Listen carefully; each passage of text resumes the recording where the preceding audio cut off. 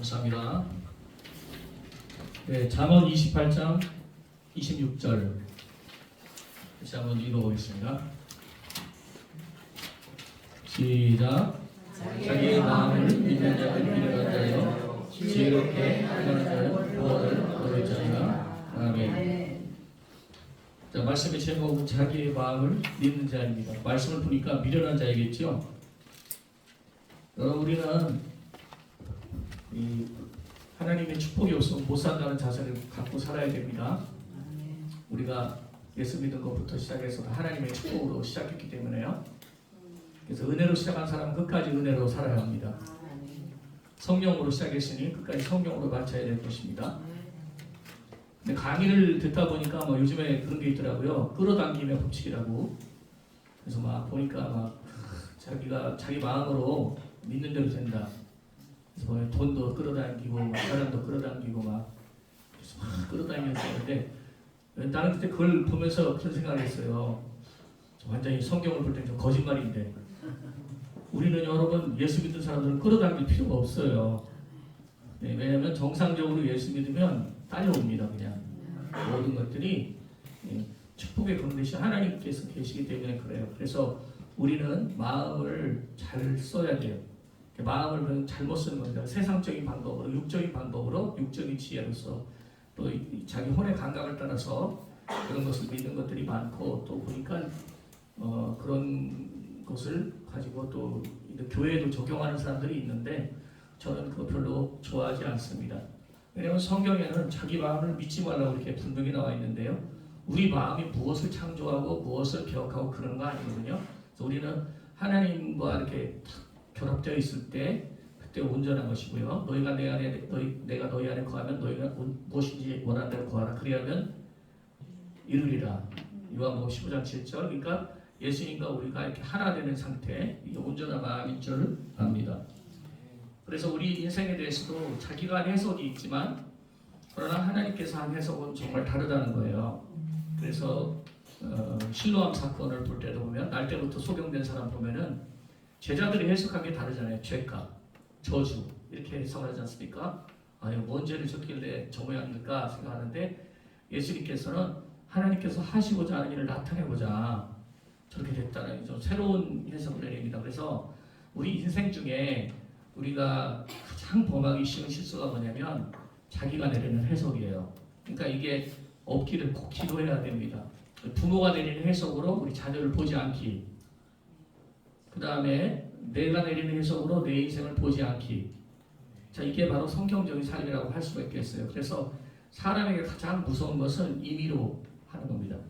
그리고 자기 계획으로 하는 것, 그 다음에 자기 마음이 시키는 대로 하는 것이 사람에게는 가장 무서운 것이라고 가르쳐주고 있는 것입니다. 그래서 이거와 비슷한 구절이 잠언 16장 9절이죠. 사람이 자기 마음으로 계획할지라도 그 발걸음을 인도하시는 분은 1번 여호와, 2번 이웃집 아저씨, 여호와 하나님입니다. 그러니까 인간의 계획으로 모든 게 되지 않는다고 성경에 분명히 이렇게 말해주고 있는 거예요. 그래서 인도하시는 분은 하나님이라는 겁니다. 자, 그러면 우리는 어떤 마음을 가져야 될까요? 그래서 항상 자기 마음을 제어하는데 승리하셔야 돼요. 자기 마음을 잘 지키는데 승리하셔야 됩니다. 그래서 잠언 25장 28절 자기 마음을 제어하지 아니하는 자는 성읍이 무너지고 성벽이 없는 것 같아요. 완전히 그냥 무방비한 인생이 된다는 것이죠. 그러니까 항상 네 마음을 제어하라 이렇게 말했고 하나님께서 주는 것은 사람의 생각과 다르다라는 겁니다. 그래서 인간적인 생각에 대해서 주의하라고 성경에 말해주고 있습니다. 사람의 3대 실수를 저는 이렇게 생각을 합니다. 그래서 첫 번째가 선악과예요. 선악과는 하나님께서 원래 계획한 계획이 아닌 인간이 계획한 겁니다. 인간이 마귀의 제안을 받아들여서 새로운 생각이 이제 들어온 거예요. 그래서 이렇게 해볼까? 이제 나도 지혜로워져서 눈이 좀 밝아져 볼까 했는데 수치와 저주와 그다음에 인류의 본 비극을 가져오게 된 것이죠. 자, 그게 이제 창세기에 나오고요. 바로 이제 창세기 11장 가면 바벨탑이에요. 두 번째 사건은 바벨탑으로 인하여 저희 교회 옆에도 어학원이 장사가 굉장히 잘 되는데요. 온통 나라 이제 이렇게 말이 그냥 흩어져 버리고 세상이 참 혼란스러워진 겁니다. 그것 때문에요. 그래서 이제 이게 두 번째 바벨탑을 쌓지 않아야 되는 거예요. 그다음에 이제 세 번째 사건을 들자면 아브라함이 이스마엘을 낳은 사건입니다. 그래서 전 선악과 바벨탑, 이스마엘 이 3대 사건이 있는데 내 인생에는 바벨탑이 무엇이었는가 이런 것을 곰곰이 생각해 봅니다. 내 인생에 내가 낳은 이스마엘은 무엇인가 이런 생각해 봅니다. 여러분들도 솔직히 잘 돌아보면 그런 게 있을 거예요. 내 계획으로 했던 것과 내 마음으로 했던 것들이 있는데 그것이 이제 결실을 맺지 못하고 이것은 하나님께서 이제 내 삶 속에 인도한 것이 아니었구나라는 것을 깨닫는 것입니다. 그런데 우리 어쨌든 저도 이제 이렇게 주의 종으로 연단 받으면서 많은 시간을 이렇게 보내보니까 또 역시 이제 새로 믿는 사람들 또 우리 이제 목회라는 후배들도 똑같아요. 똑같이 선악과가 기다리고 있고요. 바벨탑 이국이 기다리고 있고 그 다음에 또 뭐죠? 이스마엘을 생산하고 싶어요. 내 임의대로 내 마음대로 낳은 자식이에요. 하나님께서 주신 자식이 아닌 임의대로 그렇게 할 수 있는 것입니다. 저는 이제 제 인생에 가장 잘했던 거 세 가지를 꼽으라면 목사가 된 겁니다. 이 목사가 된 것은 정말 많은 고민 끝에 또 연단 받으면서 하나님 인도를 정말 진실하게 구했던 것이고 두 번째는 이제 발불출인데 지금의 제 아내와 결혼한 거 그래서 제일 잘했다는 일이라고 생각해요. 그다음에 이제 세 번째가 제가 지금 사역하는 기쁨의 교회를 개척한 것입니다. 근데 저는 이 세 가지에 대해서 다 두려움을 갖고 있었어요. 정말 내가 목사할 수 있을 것인가. 그래서 이제 제가 어느 날 이제 우리 집사람이 이제 정리해둔 앨범을 이렇게 보다 보니까 제가 신학교 때 노트에다 적어놓던 것을 오려가지고 이렇게 앨범에 넣어놨더라고요. 그랬더니 거기 뭐라고 써있냐면 이제 제가 글씨 이렇게 써요. 이렇게 썼는데 제 필체예요. 그래서 보니까 하나님 나 같은 사람도 목사할 수 있습니까? 이렇게 제가 적어놓은 건데 집사람이 감동받았나 봐요. 크게 감동받았나 봐요. 그래서 왜 나하고 결혼했어요? 내가 물어보면 어쩐지 당신을 따라가면 지옥에 안 갈 것 같다는 생각이 들었대요. 그녀의 표현으로. 근데 이제 그거를 이제 보고 나서 저도 이제 참 진짜 그때 생각이 났습니다. 그 글을 적어놓고 막 하나님께 눈물 짓고 기도했어요. 저 같은 사람이 목사할 수 있습니까? 저 교회라도 전 세울 수 있습니까? 이런 것이었고요. 그 다음에 이제 결혼이 좀 불가능하다는 생각을 했어요. 왜냐하면 너무 가진 게 없으니까. 너무 그 당시 이제 가난해가지고 제가 저 구로 가리봉동이라는 데 있습니다. 아세요? 가리봉동? 지금 가리봉동 가면은 한국말이 안 됩니다. 다 중국인들만 가르쳐인데 그때만 해도 이제 가리봉동에 화장실 없는 집이 있어요. 화장실이 없어요. 집에 화장실이 이제 뭐죠? 공중 화장실. 아침은 줄을 서야 됩니다. 이제 그런 쪽방에 살다 보니까 이게 결혼한다는 게 그때 현실적으로 어려웠어요. 늘 시골에서 또 상경한 또 사람이잖아요. 농촌 출신의 청년이 와서 서울 여자를 넘본다는 거는 상상할 수도 없는 일이었고 어쨌든 우리 집사람하고 이렇게 결혼하게 돼서 우리 장모님이 저희 집에 와서 막 놀랐습니다. 세상에 이런 데 어떻게 시집을 사냐고.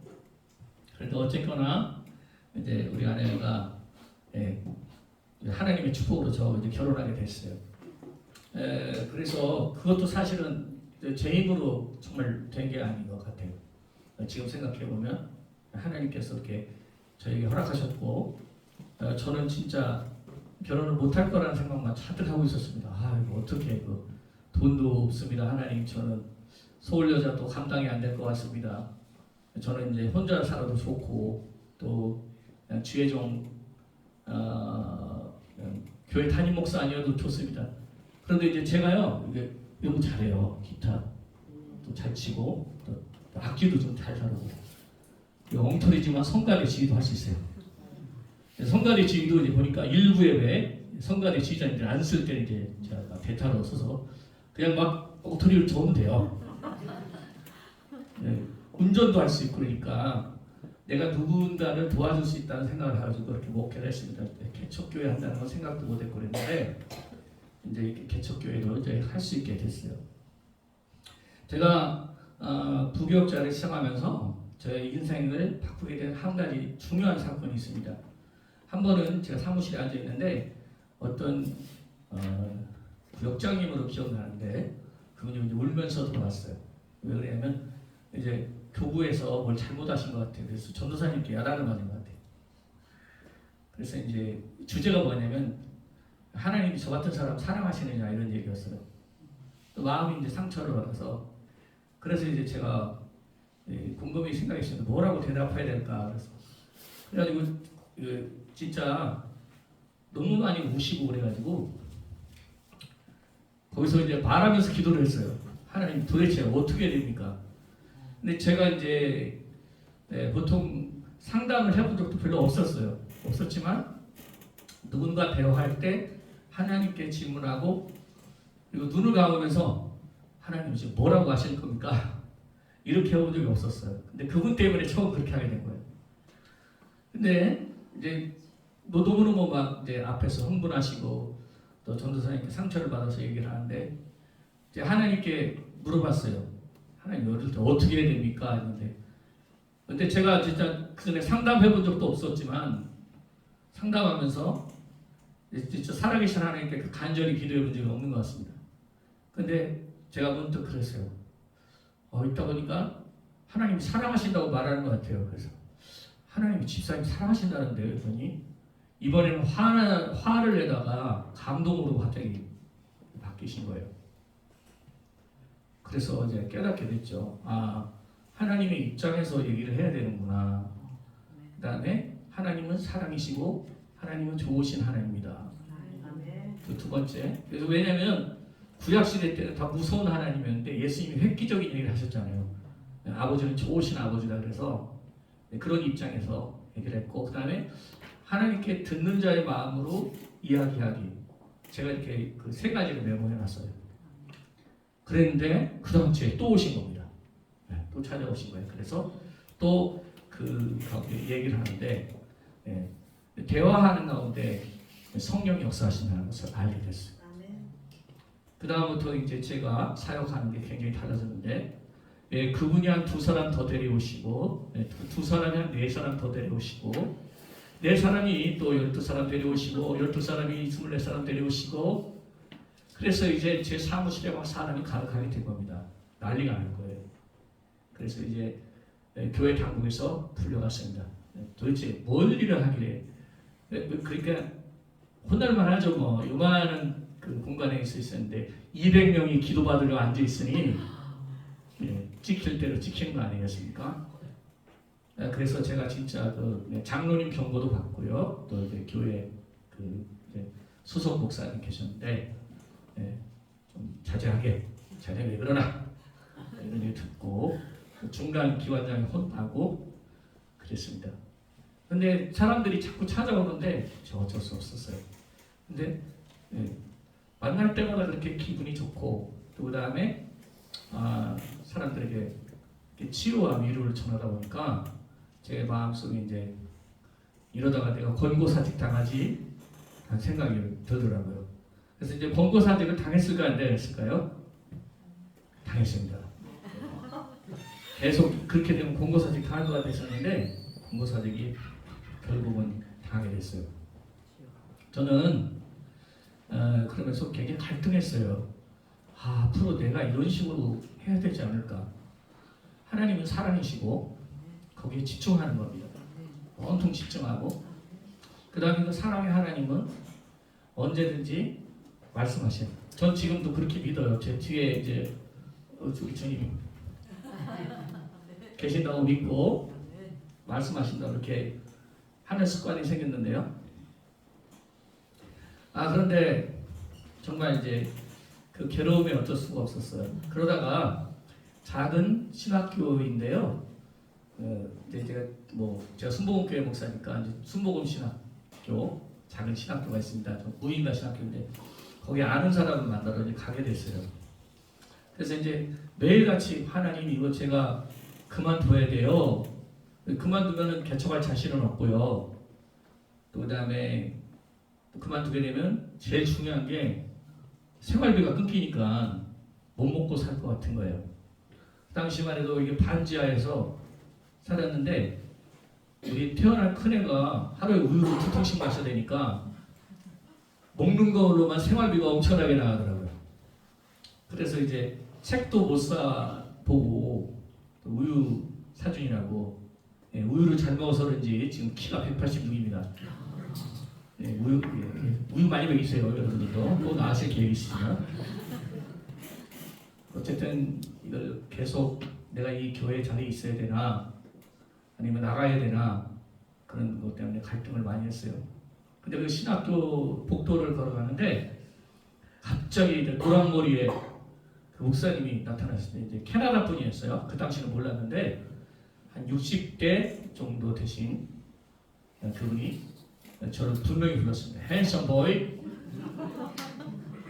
그랬더니 옆에 있던 목사님, 핸섬 보이라고 하지 마시고 이분도 패스터입니다. 저 아는 목사님입니다. 그래서 저를 다 붙였더니 너무 걱정하지 말라고 저에게 얘기를 하죠. 당신을 위해서 기도하겠다고 그러더라고요. 그래서 이제 그때만 해도 나도 너무 갈급하니까 그래요 목사님 기도해 주세요 할 거 아닙니까? 그랬는데 이제 정확하게 제가 들은 말이 뭐냐면 우물의 비유. 지금 뭔가 우물을 파서 내가 너무너무 기뻐하고 있는데 하던 거를 계속하라. 파던 우물을 계속하라. 막 이 말이었어요. 그리고 저에게 새로운 교회를 시작하는 얘기까지 그 얘기를 해주더라고요. 기도할 때. 정말 신기하지 않습니까? 근데 머리카락이 막 쓰더라고요. 이렇게. 지금 빠졌지만 이렇게 섰어요. 이렇게. 너무너무 놀랐고 그래서 그 복도에 서서 그 기도를 해준 목사님 너무 감사했고 거기를 떠날 수가 없었어요. 그래서 이제 제가 있는 돈을 전부 다 헌금을 했습니다. 그분에. 그래서 목사님이 말해준 대로 이루어지기를 바랍니다 하고 이제 교회에 가서 사직서를 내고 그리고 나서 이제 교회를 나오게 됐어요. 그래서 이제 하던 일을 계속 하라니까 계속해서 내 사역을 패턴을 바꾸지 않고 계속했는데 그 이제 교회가 없는 상태로 계속 사람이 또 붙고 그래가지고 1년 동안에 굶어 죽는 게 아니라요. 1년 동안 헌금이 3억이 모였어요. 그래서 이제 교회를 이렇게 제가 세우게 됐습니다. 개척을 하게 됐어요. 하나님께 참 감사드리는 일이죠. 그러니까 어쨌든 제가 아까 그 전재산을 그 목사님께 드렸다는데 전재산이 100만 원이었습니다. 100만 원을 드리고 나니까는 잔액이 남는 게 한 만 얼마인가 4만 얼마가 이렇게 남았어요. 그렇게 뭐 돈이 없었고요. 교회 나올 때도 딱 50만 원 정도 통장에 잔고가 있었는데 그러고 나서 이제 한 2년여 동안에 헌금이 이렇게 많이 들어올 정도로 하나님께서 이렇게 은혜를 주셔가지고요. 그 다음에 이제 그걸로 이제 교회를 할 수 있었는데 2년 후에 그 목사님 우연히 이제 진짜 수소문이 붙어가지고 한국에 오셨다고 그러길래 저에게 모셔서 제가 그런 얘기를 했어요. 당신이 그렇게 기도를 해줬고 제가 이렇게 교회를 세우게 되었노라고 고맙다고 얘기를 했어요. 그래서 내가 그때 당신한테 내가 가진 돈 모든 돈을 헌금을 했다고. 그런데 하나님께서 진짜 300배 이상 주신 것 같다고. 그래서 이제 막 교회 이제 성전에서 이제 선물도 보여주고 그렇게 얘기했죠. 그 말을 들으신 그 목사님께서도 호주머니에 돈을 다 자기가 다시 주시고 가셨습니다. 정말 감격이었어요. 그분도 이제 굉장히 놀랬던 거예요. 그런 일이 있었습니다. 전 그래서 제가 깨달은 것이 있는데 무서워하지 말아야 될 것을 무서워하는 게 잘못이에요. 그 다음에 또 반대로 무서워해야 될 것은 하나님인데 과연 하나님은 어떻게 무서워하는가 그거에 대한 것을 정확하게 제가 정립하게 됐어요. 그건 뭐냐면 자기 생각을 믿는 것을 무서워하는 거예요. 그게 하나님 경외하는 거예요. 어떤 사람은 하나님 경외하라 그러니까 무조건 두렵기만 하대요. 그거 아니고요. 내 생각대로 하는 거. 제가 아까 인간의 3대 혼란 3가지 말씀드렸잖아요. 선악과, 그 다음에 바벨탑, 세 번째가 이스마엘이잖아요. 지금도 시끄럽잖아요. 이스라엘. 미사일 터지고 시끄럽잖아요. 앞으로도 시끄러울 것 같아서 해결될 것 같으세요? 1번 완전히 해결된다. 2번 시끄러울 것이다. 그렇지. 왜 그러죠? 성경을 읽어보면 알 수가 있어요. 그러니까 왜 그럴까요? 자기 마음을 믿고 했던 일들이 다 그렇게 되는 거예요. 우리 인생도 똑같습니다. 내 마음을 믿고, 그래서 제가 두려워했던 것은 정말 이 내 마음대로 해서는 어떻게 되냐면 나는 그냥 그 자리에 있었어야 돼서 월급 받고 조용히 내 마음이고, 그러나 이제 하나님께서 시키시는 일은 하나님께서 시키신 일을 전심으로 구했기 때문에 정말 저에게 아주 기적적인 일이 일어나는 거예요. 그러니까 저는 그게 하나님 음성 잘 못 들어요. 여러분들도 잘 못 듣게 됐지만, 그러니까 오죽 답답하면 내가 저 이제 교회 그만둬야 됩니다 목사님, 저 개척교회 해야 돼요? 저 나가야 돼요? 뭘 해야 돼요? 내가 물어보지 않았어요. 복도에 그냥 얼어붙어가지고 어떻게 해야 되지 이러고 있는데, 그렇게 와서 기도해 준 사람이 있었기 때문에 그렇게 해서 하나님의 인도를 받게 된 것입니다. 그래서 뭐냐면 진짜 두려워야 될 것은 뭐냐면 내 마음대로 할까봐 그걸 두려워하는 거예요. 자기 마음을 두려워해야 돼요. 그게 하나님 두려워하는 거예요. 내 임의대로 하는 거, 내 계획대로 하는 거, 내 주관대로 하는 것을 두려워할 줄 알아야 그래야 하나님의 신선한 인도를 받게 된다는 것입니다. 이제 우리 어머님들도 또 아버님들도 계시지만 우리 부모님들도 여정이라는 거 분명히 있습니다. 또 자녀와 함께 해야 되는 거 있는데 나는 이제 그때 체험을 잊지 못합니다. 그래서 제 이제 아주 중심의 신앙이 됐어요. 그래서 뭐냐면 내 계획대로 한 일들은 얼마나 많았던가 생각해 봅니다. 하나님, 내가 만들었던 바벨탑이나 내가 만들었던 이스마엘은 얼마나 많았습니까? 그러나 이제 내 인생에 앞으로 내가 정말 중요한 것은 내 마음을 믿지 않고 끝까지 하나님의 인도를 신뢰하고 구하고 기도하는 것입니다. 그래서 오늘 제가 여기 와서 증거하고 싶은 것은 여러분들도 여러분의 마음을 믿지 않고 끝까지 하나님께서는 인도하신다. 하나님께서는 나에게 반드시 시키신다. 그런데 그게 사람의 눈으로 알지 못하고 귀로도 듣지 못하고 마음으로도 생각지 못한다. 그러니까 이게 자기의 생각과 자기의 계획으로 느끼는 건 전혀 다르다는 것을 알고 여러분이 나의 생각이나 나의 마음이 완전히 없어지는 그런 상태가 있어요. 그런 상태가 됐을 때 그 빈 공간에 하나님은 나타나시고 하나님께서 여러분들에게 큰 성령의 방문을 받게 합니다. 성령이 이렇게 방문하셔서 크게 여실 때가 있어요. 그때를 절대 여러분 놓치지 않고 그때까지 기다려야 돼요. 그런데 그 전까지 여러분의 마음과 여러분의 계획에 대해서 어떻게 기도해야 되느냐? 두려움을 가지는 겁니다. 그러면 돼요. 내 마음에 대해서 두려움을 가지는 것, 내 계획에 대해서 두려움을 가지는 것, 내가 또 좋아하는 일에서 두려움을 가지는 것입니다. 제가 이제 교회 이제 그만두기 그 무렵에 굉장히 좋은 일도 한 번 있었어요. 누가 나타난 거예요. 어떤 사람이 후원을 해주겠다 나타났어요. 그래서 자동차 선물 받았어요. 자동차. 왜? 안 놀라시나? 많이 받아보셨나요? 그 다음에 법인카드도 선물 받았어요. 왜? 많이 받아보셨나요? 제가 그리고 좌석이 300석 되는 성전 설계도도 받았어요. 그렇게 해서 이제 저 평생에 저를 후원해 주겠다는 분이 계셨는데 제가 그분과 뜻을 같이 하지 않고 얼마나 좋은지 몰라요. 법인카드 물어봤어요. 내가 법인카드 얼마씩 한 달에 쓰면 돼요. 그래서 5천만 원 미만만 쓰라고 하더라고요. 근데 제가 막 써봤거든요. 막 써봤는데 300만 원 이상 쓸 수가 없었어요. 뭐 쓰는 게 한계가 있잖아요. 목사가 쓰는 게 한계가 있잖아요. 그래서 이제 가서 이제 뭐 찬양팀, 증거팀 뭘 사주고 써봤는데 못 쓰겠더라고요. 근데 그런 이제 다 돌려드렸어요. 이제 차도 돌려드리고 또 설계도도 돌려드리고 아주 20평 여기가 지금 한 20평 되나요? 몇 평인지 모르겠는데 아주 작은 공간에서 그 다음에 우리 최기란 강사도 있었고 돈 없는 청년들 10명 데리고 시작한 데인데 그게 진짜 행복이었어요. 내 마음 같아서는 사실 좋은 걸 따라가야죠. 내 마음 같아서는 내가 큰 교회에서 안정되게 지위를 보장하고 있어야 되겠죠. 그렇지만 지나보니까 제가 앞으로 가장 제일 잘했던 거, 잘했던 것만 얘기할게요. 못했던 건 얘기 안 하고 잘했던 거는 그 인도를 따라서 이렇게 오게 된 것입니다. 그래서 정말 행복하게 기쁘게 이렇게 사역을 20년간 했어요. 그래서 오늘 우리 전도사님도 20년 이렇게 같이 이렇게 왔고요. 예. 그리고 이제 제가 열심히 하나님께 듣던 중에 우리 전도사님들 소명을 받게 됐고, 그리고 또 최민환 판사도 20년을 같이 오게 됐습니다. 이렇게 참 감사합니다. 그리고 20년간 이렇게 지금 사고 없이 잘 지낸 것도 참 은혜인 것 같아요. 여러분 이제 말씀을 뵙겠습니다. 주님 절대 내 생각으로 하지 않게 해주세요. 이거 소중한 기도라는 것을 깨달았습니다.